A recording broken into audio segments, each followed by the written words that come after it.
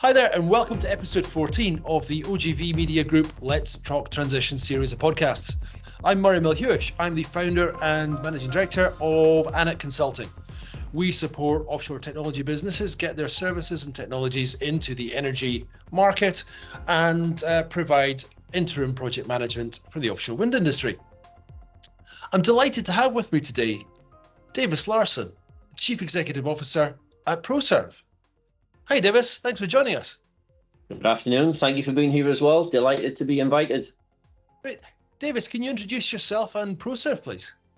Yeah, certainly. So Davis Larssen, Chief Executive for Proserv, Aberdeen, UK headquartered, traditionally oilfield services company, controls technology company. Spent the last 3 or 4 years making a pivot into renewables. Been in the business for 13 years in various roles and enjoying playing a pivotal part now as Chief Executive to try and drive Proserv into a new direction. Great, thanks, Davis. And look, I've known the business for probably around 13 years as well, and I've really seen it change through that time. And I bet a lot of our audience have too. Can you just take us through a little bit of the ups and downs over that sort of period? Yeah, that's a good question, a good observation, Murray, and there has been a number of ups and downs. So we probably went through a high period of growth, fueled by a lot of M&A activity in the first kind of 5 to 6 years, culminating in a sale of the business to a large US PE firm back in 2014. The wider energy industry took a huge downturn at that point. And like a lot of companies, Proserv fell into how to restructure to stay alive. As part of that transition, we sold off some of the businesses that we considered non-core. And then probably about 2019-20, I was challenged to come up with a new strategy for the group. And with that, we really honed in around our controls expertise, which has always been the core of what we've done. So we then spent a further 2 years rationalising the business to what it looks and feels like now is a very focused controls technology company. And at the time identified we needed to make a pivot into renewables. And to be honest, we didn't quite know what we needed to do to achieve that at the time. And that's really where my role has taken off in the last 4 years. We actually hired Paul Cook, or appointed Paul Cook as our VP Renewables at that time. And his job description was figure out what does this transition into renewables mean for Proserv. And we probably spent a year or so trying to figure that out and really kept coming back to the core of what we're all about as a controls technology company. And that's kind of pivoted into the journey that we're on today. So very much a roller coaster in the last couple of years. But I would say the last 3 or 4 years, it's been a constant upward trajectory, which has obviously been good. Yeah, glad to hear it, Davis. And tell me about Proserv in numbers and footprint today. Yeah, so we've got 13 sites around the world. So as I said, headquartered in the UK, so Scotland. So we've got 4 sites in the UK between Scotland, the Central Belt, and Great Yarmouth. Sizable presence in Houston, Texas. 2 big facilities in Norway, and then 4 facilities across the Middle East and India. So we're about 800 employees globally, probably about 95% oil and gas focused today and 5% on renewables and digital. But we very much expect that 5% on renewables to be the fastest growing part of the business, as we go forward. So roughly 800 people spread across 13 locations, quite widely spread out and really exposed to all of the major energy basins around the world. So hopefully that helps give a bit of an overview. Okay, so a relatively small but quickly growing part of the business is the renewables. Can you give us a snapshot as to where are you getting involved? Yeah, certainly. And so as I said, we appointed Paul into this role 4 years ago to try and figure out where should we go. And we kept coming back to our controls ethos and our controls technology at heart. And we're used to working in harsh environments, whether it be offshore or subsea. So that naturally lent us towards offshore wind. And certainly as you get into floating offshore wind, the harsher the environment, the more critical the control system from a reliability, performance and uptime perspective. We then started looking at what are the big problems in the industry, and cable failures was very clearly being talked about by everybody as one of the biggest challenges in the industry. So we started looking at those two things together, and that led us towards a partnership with Synaptech and BPP Cables. Synaptech in particular, a small Scottish startup company, you could almost say, that we've got a strategic alliance with, and I've since got a seat on their board, and we've taken an equity stake in them. And that was a case of partnering with key technologies to try and solve some of the industry challenges. We saw lots of people talking about cable failures, but we didn't see anybody actually doing much about it. So the last 2 years, that's probably been our main focus around cable failures. And we're actually playing a part next month in a Global Underwater Hub sponsored subsea cable failures insurance workshop, where they're trying to bring together the best of the industry to try and figure out what can we do to resolve this. So that's probably our main focus. But sitting behind that, and also bearing in mind the 50 to 60 years of experience we've got in oil and gas, where we're used to solving complex technical problems in harsh environments, we look at offshore wind and floating offshore wind, and we look at the traditional method of contracting and deploying those areas, and nobody really has what I would call OEM agnostic, fully integrated controls monitoring systems, where you can proactively improve by making the right decisions, the performance, the reliability, and the uptime of that asset. If something goes wrong, you can't just send a person in a truck to go and fix it. It's an offshore environment.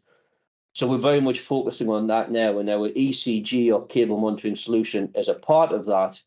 But we feel we're well positioned to bring into the industry a more encompassing, proactive, fully integrated control and monitoring system for all of the offshore wind developments. Yeah, there's a few points I'd like to pick up on in there. There's lots of interesting stuff. Now, you mentioned, first of all, how did you find the pivot into renewables? How was the reception? That's an interesting point. The first year or two, I would say there was a lot of, why are Proserv here? What do you think you can do? Because we recognize you as an oil field services company or a controls technology company.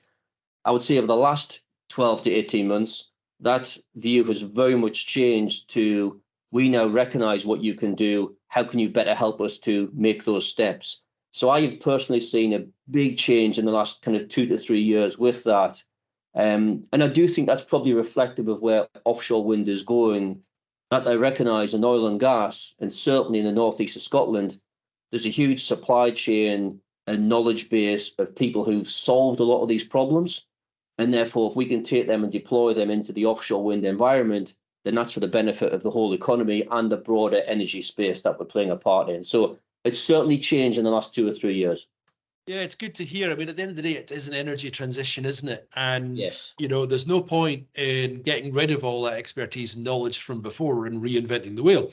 Do you think the amount of capital coming in from oil and gas has helped that perception? I think it's helped in some ways. Certainly, I mean, obviously, we've seen some of the major oil and gas players over the last few years take a bigger, more visible part in renewables. So a lot of our bigger customers from oil and gas are also pivoting into that space. So doing a similar thing to what we've done. At the risk of getting into a dangerous area, we have the whole political landscape that sits behind it, which I think could certainly help to position the business in a better place. But certainly, as somebody who's been in the northeast of Scotland for 30 years of my life on and off, I see a huge wealth of skill set and expertise in this area that if we are not careful, we can lose a lot of it and not embrace the ability to transform Scotland and the UK's wider fortunes in offshore wind and floating offshore wind specifically. Yeah. And you mentioned before that you were on Synaptech's board. Now that's really interesting. Synaptech to me is a really innovative company doing some pretty cool stuff. Yes. So interesting. How did that alliance come around? Yeah, so I guess we first got in touch with them about 3 years ago, and we recognised through their distributed electromechanical sensing and the ability to monitor and measure termination joints offshore, they had something that nobody else has. And the industry today uses a lot of distributed acoustic sensing and distributed temperature sensing. But with what Synaptec bring with their DES technology, there's something patently different there. And marrying that up with BPP cables and the ability to accurately measure and record all of that data, then apply your domain knowledge to tell the operator what is likely to happen based on past experience, we saw as something that could potentially resolve the whole organization's issues. So it started off as very much a strategic alliance, and then eventually, to cement the relationship, we took a minority stake and a seat on the board. And that's something we followed, in other strategic alliances. We've got a strategic alliance with a company called Intelligent Plant. We haven't taken an equity stake, but I do have a seat on their board as well. And that's very much to make sure that the two organizations are aligned as we jointly try and follow or solve some specific challenges in offshore wind using both, Synaptec's technology and Intelligent Plant's approach from a digital perspective. So we're very supportive of having strategic alliance with key partner companies to help them accelerate the commercialization of their technology into the market. And if we can speed that up, then that's better for everybody. Very cool.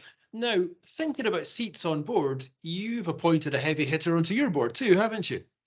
We have, yes. Hugh McNeil, he joined us about a year ago now as a non-exec. And clearly with his background, previously CEO of Renewable UK, with the pivot that we were making into renewables, I was keen to have somebody involved who knew that space, knew the key players in that space, and was well networked. And Hugh and David Carrier, chairman, were already well connected through previous roles. So when I first met you, it was a very short conversation. I think it's fair to say he gets Proserv. He likes the fact that we've got 60 years worth of oil and gas related controls expertise that we're trying to deploy into renewables. And he was quite excited to come on board. And we were quite excited to have him on board, obviously. So yeah, he's been on board about a year so far, and he's proven a great asset to the journey that we're on. Great. And Davis, a little birdie tells me that you're standing for election to the Renewable UK board. Is that the case? That is the case, yes. So yes, I mean, I would have to say it's a heavily contested area. There's 25 very credible candidates for only 4 positions. We just found out yesterday. But yes, I have put myself forward. It's something, again, linking back to what I've talked about with strategic partnerships, being able to influence the conversation. And ultimately, we feel there's an opportunity, almost reflecting on what happened with oil and gas 50 years ago, to, in the UK and in Scotland in particular, create some highly paid, highly skilled jobs that can be exportable around the world around floating offshore wind. So to try and ensure that happens, you need to be in a position to influence that, to listen to other people's perspectives, to pull the better ideas and the technologies through. And so we felt the strongest place to try and do that was through the Renewable UK board. So hopefully I'm successful, but as I said, there's a lot of very credible, very knowledgeable candidates trying to do the same thing. So it'll be a tough race. Wow, exciting times. We'll certainly be following that race very closely. Davis, you mentioned your ECG system. Did I read that had been installed at Dogger Bank? Yes, you did. So it's being installed on Dogger Bank A and B. Hopefully it'll be getting installed on Dogger Bank C and subsequent developments as well. It is the first of its kind, obviously, and it's in the process of being installed on Highwind Scotland as well, which will give it another full live demonstration of the capabilities of that. And we are very happy to kind of share those findings as we install ECG and go live with it across the broader industry to help resolve those issues. So yes, very exciting times for us in that respect. Great. And remind me, what is ECG and how does it benefit an offshore wind project? So ECG effectively is our fully integrated holistic cable monitoring system. And it allows you to passively monitor various elements of data. So DTS, DAS, and DES, going back to what I described before with Synaptec, all those various elements of what's happening in your cable, whether it's inter-array or export. and then applying that with the domain knowledge around the behavior and what happens to that cable, that allows you to, for example, if you're pushing too much power through your cable, you're going to overheat your cable and you're going to fry it. You can obviously scale that back a little bit so that instead of frying your cable, having an outage and then waiting 12 to 24 months for cable replacement, splicing, ROVs and vessels to go offshore and fix it, you can manage that proactively and do it as planned maintenance. So it totally pivots the equation from being reactive firefighting or emergency type approach to a more proactive managing the risk. And we see that part of a broader solution to ultimately help the operators manage what we call this paradox of how do you maximize the power through your offshore wind platform, but you minimize the downtime, but at the same time, you maximize the life from the design life of, let's say, 25 years to 30, 35, 40 years. You've got three competing demands there. And how do you manage that to make sure that you are always trying to get the equilibrium right between those three competing demands? So ECG is one small part of that solution. Oh, fascinating. And of course, then it'll have track record in fixed and floating wind. Correct, yes. There's no reason why it can't be deployed successfully across both. Great. And, since the Dogger Bank announcement, we've had the major announcements around ScotWind and INTOG. And you spoke to the media recently, didn't you, about ScotWind and some of the challenges of projects like that. From your perspective, can you tell us a bit more? Yeah, and I mean, obviously, a lot of the attention today around ScotWind is around the large infrastructure, the ports, the distribution network, and so on, and quite rightly so. And there's obviously been the recent announcements with the green energy port status. So there's a lot of focus around that. But for us, and it's interesting when we see large operators or developers come out to tender today, they tend to all follow a similar, what we call the EPC approach, where all the various packages get segmented into their discrete parts. And you make a decision typically based on what's the lowest price to install the project. You then install it, you go live, and then the operator is left to run this for the next 25, 30, 35 years and try and resolve those three conflicting priorities that I talk about. And if you don't think about that before you award the contract, it's typically too late because the various component pieces don't all speak to each other and communicate. So whilst we're very excited by ScotWind, we see there's an opportunity here and a bit of a challenge for people to approach the market differently and not just make decisions based on an EPC basis, but think beyond that over a total cost of ownership. How do I design and build now the most effective, fully integrated system and not just look at it from a component parts? And that's a major challenge for the industry to overcome. And one of the reasons where we feel we can hopefully try and play a part in that. And how do you find the actual contracts which are used in offshore wind? How do you find the actual contracts we use in offshore wind? I mean, right now, because it very much follows the EPC model, there's very little focused on total cost of ownership, reliability, and uptime. And we think that's where the significant improvements are going to come. Right. We know, for example, through our ECG and what we're projecting through our cable monitoring and the wind farm monitoring, you could effectively increase the capacity of a typical offshore wind farm by 15 to 18%. That's the equivalent of an extra free wind turbine, essentially, if you can manage that efficiency and reliability and uptime in the right way. But if you don't think about that at the offset, you purely approach it from an EPC perspective, then you don't build that into the whole design functionality. So that's one of the major parameters that we feel needs to change in the industry. 15 to 18%, that's massive. Yeah.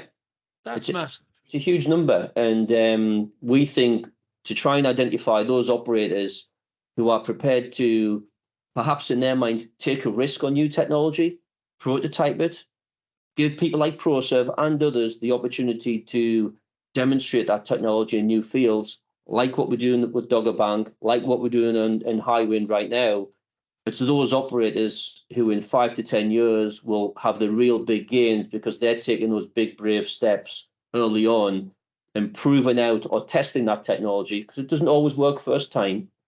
But if you don't embrace that technology, you'll never get to that position.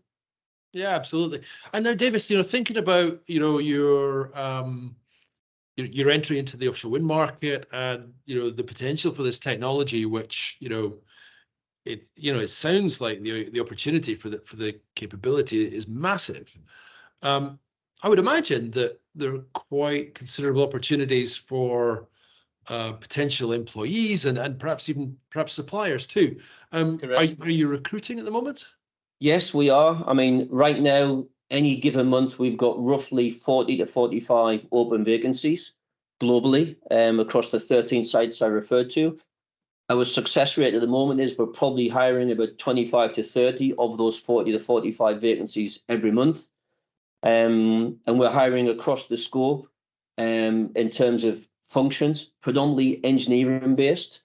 And we've got everything from wind turbine controls engineers to software developers to mechanical and hydraulic engineers, project managers, everything across that whole scope. Because obviously we're trying to push into a new area here. So we are trying to hire people who've got specific domain knowledge in some of those areas to marry them up with the existing know-how that we have internally.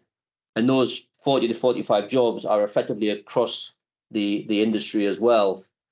Going back to your earlier question about Scotland, we see huge opportunities, here in Scotland and the UK in particular, to add more jobs as we go forward to support that initiative if we can get this full holistic solution fully deployed in the marketplace.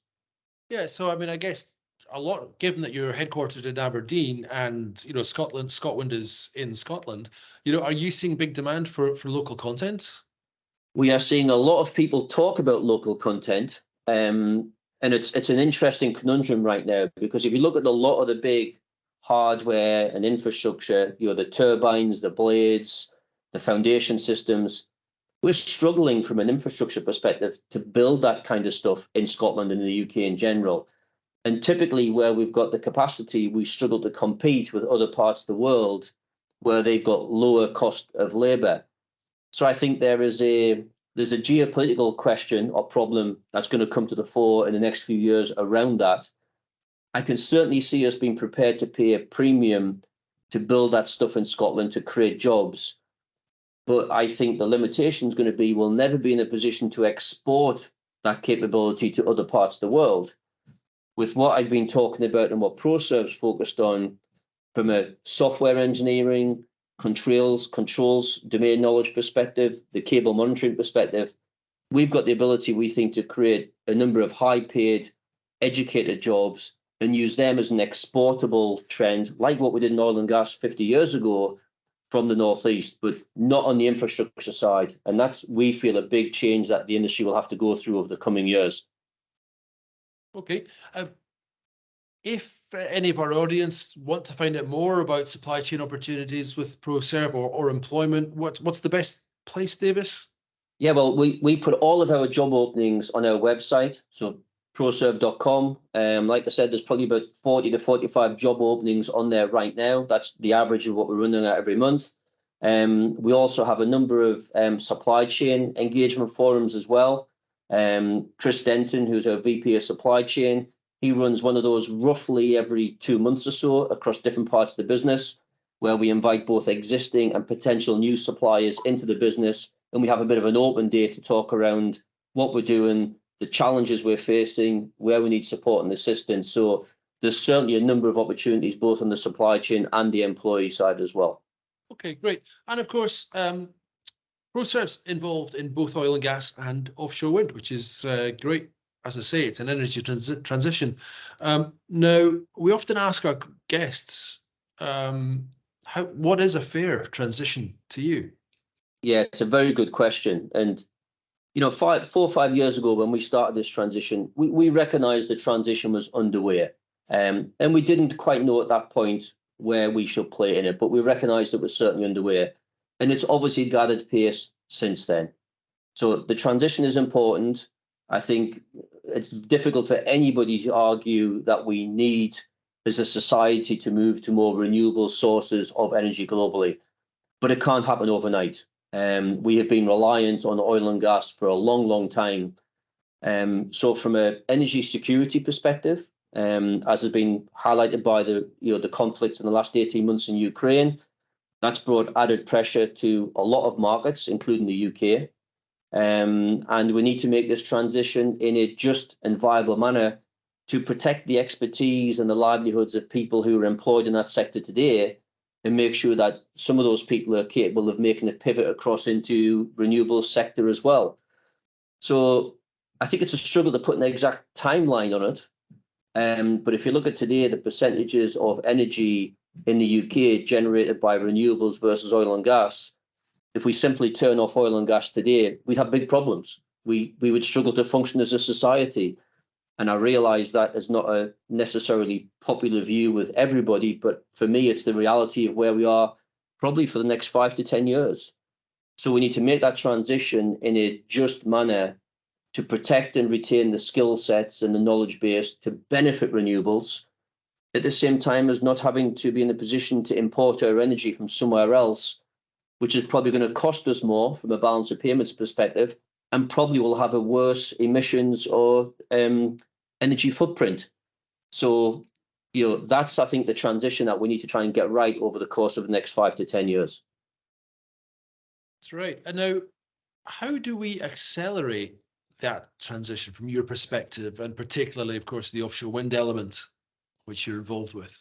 Yeah, so I think there's a few elements to this. Part of it is adopting technology. Part of it is involving the supply chain in solutions.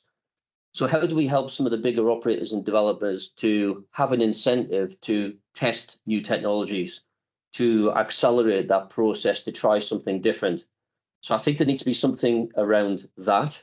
And so pulling the supply chain more into some of the various bodies that are in place to try and help this process. Ideally for me, I would like to see a multi-year energy policy covering the whole of the UK. So something like a 20-year energy policy that sits above the political dynamic that happens from election to election. But I realise I'm not in control of that, and it'll probably never happen in my lifetime. But I think that is probably the one, if you could wave a wand and change one thing in the UK, for me, it would be that, to give the UK the ability to really stand head and shoulders above any other country in the world like that. Yeah, absolutely. I mean, a fixed energy policy, that is just sounds amazing. Let's have it now, please. Correct. Yeah. Will we ever get there? Who knows? Each political party's got their own views. So look, Davis, you're obviously a successful guy, chief exec of a business with 800 staff. I'd like to find out a little bit more about you. Can you talk us through your career a little bit? Yeah, certainly. So I had 4 or 5 jobs in broader industry before I came into the oil and gas space. And I came into the oil and gas space with Schlumberger, 25 years ago now. About 9 years with Schlumberger in various roles around the world, here in Aberdeen, Houston, London, the Middle East. Really, really enjoyed that. And what was great about my time at Schlumberger was they would throw you into a new job and a new challenge before you thought you'd delivered on your old one. And that was really good at pushing me out of my comfort zone. I then joined Vetco Gray here in Aberdeen, took that business through to the sale to GE, and then left and was CFO for a UK AIM-listed company for a couple of years, and then joined Proserv 13 years ago. So although you can probably tell from my accent, I'm not from the northeast of Scotland originally, I've spent most of my life up here. My wife's from up here, and my 2 now adult children have both been born in Aberdeen as well. So Aberdeen in the northeast is certainly a big part of my background and my family life these days. Great. And your sort of education and training before, tell me a little bit about that. Yeah, so I'm a SEMA qualified accountant, and then I did an MBA through Erasmus University in Rotterdam as well. So a finance guy by background, but always been very operationally focused. And again, if I reflect a little bit about my time at Schlumberger, I've been lucky that I've had some great mentors through the years who've encouraged me to volunteer for some tough jobs and tough assignments where we didn't know what the path through to success was, and you had some big problems to resolve. But having a lot of exposure to those early in my career probably developed a lot of skills that I didn't realize at the time that stood me in good stead for later years. Great. And I know on the show we've got a big audience sector in, who are students and perhaps early on in their careers. Would you have any advice to them, to people considering a career in the industry? Yeah, totally. And there's probably a few elements to this, Murray, that I would reflect on. One is don't get hung up on renewables versus oil and gas. And in the last few years, if we've tried to attract graduates and apprentices, we've had a lot of people saying we don't want to come into oil and gas because it's a dead industry. The skill sets are transferable between the two. So I wouldn't necessarily rubbish one, because as we've seen with a lot of the bigger oil and gas operators, they're all making pivots toward renewables. So if you join a company in oil and gas today, chances are you'll be involved in renewables energy, if not tomorrow, at some point in the future. So that'd be one observation. The other one I would say is reflecting a little bit on some of the early breaks I had in my career. Don't be hesitant or afraid to step into roles where you don't know how you're going to be successful, where you don't know what the answer is, because developing the ability to be part of a team that solves complex problems in harsh environments stands you in huge stead. And when I look back over my career, some of the toughest jobs that I had that I thought I never want to repeat this experience, it was those experiences that actually got me my next job or two jobs down the line, but you don't necessarily realize at the time. So if you're starting off as a graduate or an engineer or early in your career, don't always take the easy option. Sometimes the harder option is the better long-term gain to develop you as a person. Sometimes the harder option is the best. I like that. Mm-hmm. I like that a lot. Brilliant. So look, let's think about success then a little bit more. You're the chief executive of the business. How do you define success for Proserv? I think success for Proserv, we're very well known today in the oil and gas space as the, I would like to think, as the controls technology provider of choice. I would like to think in 5 to 10 years, we are recognized as that across the broader energy space, totally OEM agnostic. And this is who operators come to for the position of truth on their offshore wind farm, and to understand how do I improve the performance, the reliability, and the uptime of my offshore oil and gas or wind farm infrastructure. That's where we want to get to in the next 5 years or so. And that's what I would certainly view as success for Proserv's perspective. Great. Now, how about personally, Davis? How do you view success for yourself? Success for me is probably, jumping out of bed every day before the alarm goes off because you're passionate about what you're doing. And I've always been lucky like that. If you're enjoying what you're doing, the alarm doesn't tend to wake you up. You're up and away because you've got a fire in your belly and you've got things you want to do. So success for me personally is still enjoying what I'm doing. And if in 5 years' time I'm still jumping out of bed before the alarm goes off and I'm, helping the team to be successful, then that's what I'm going to judge as successful for me.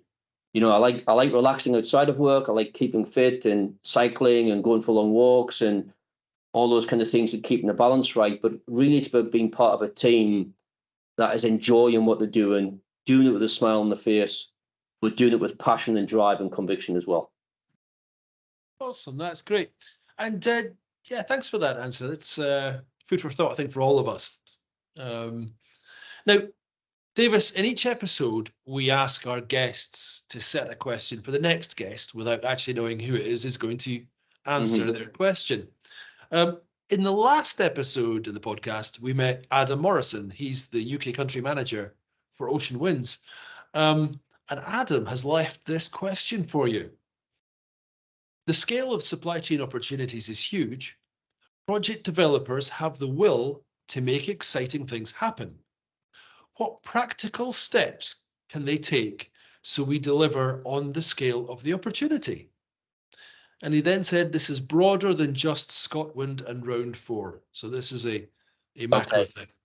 Yeah. So this question is from the perspective of the project developers, I guess. And so if I reflect on that, it is an embryonic industry in many respects.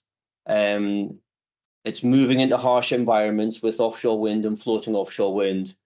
Therefore, I think the project developers, reflecting a little bit on one of my previous answers during this conversation, they've got the ability to think and act differently. I think the challenge is going to be which ones have the appetite to do that and maybe think outside the box. But if some of those project developers can think differently, then I think there's the opportunity to achieve something tremendous. But I recognize we've got some headwinds to overcome first in terms of infrastructure, getting governments aligned in terms of how we move forward collaboratively.